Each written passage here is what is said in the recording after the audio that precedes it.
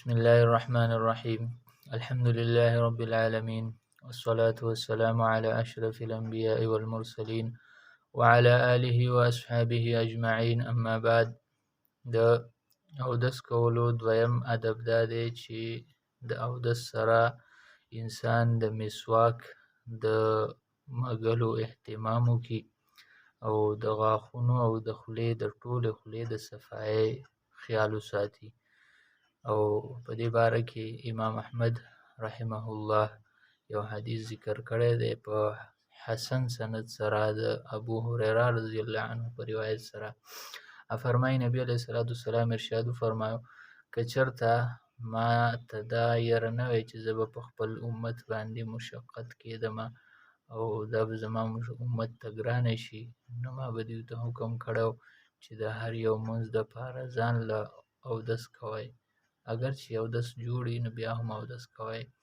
او دا به مې ورته حکم کړی چې هر یو اودس سره مسواک کوئ.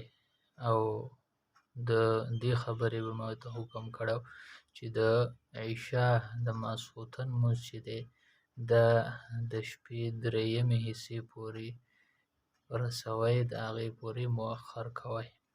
نو مسواک کول مستقل سنت دی، مستحب دی او د اودس حصه ده، د اودس په آدابو کې شامل دي. پکار دا ده چې مونږه مسواک وکړو. د حدیث نه یو دا خبره معلومیږي چې د هر یو لمانځه دپاره ځان له اودس کول دا هم مستحب دی. اگر چې انسان د مخکې نه په اوداسه کې خو چې دوباره د لمونځ دپاره اودس وکړي، اودس نه وي کړي، نو دا د زیات ثواب باعث دی او دا مستحب خبره ده.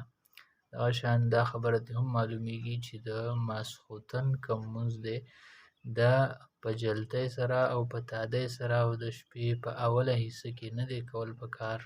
که وشي د عشاء وخت داخل شوی دی نو لمونځ خو کېږي، خو مستحب خبره دا ده او د زیات ثواب خبره دا ده چې دا لږ غوندې مؤخر کړی شي چې د شپې درېیمه حصه په ختمېدو وي، نو په هغې ټایم کې انسان وکړي. د شپې چې درې حصې کړي سړی او په هغې کې کومه اولنۍ حصه ده د هغې اخرې ته یې ورسوي، نو دا زیاته غوره ده.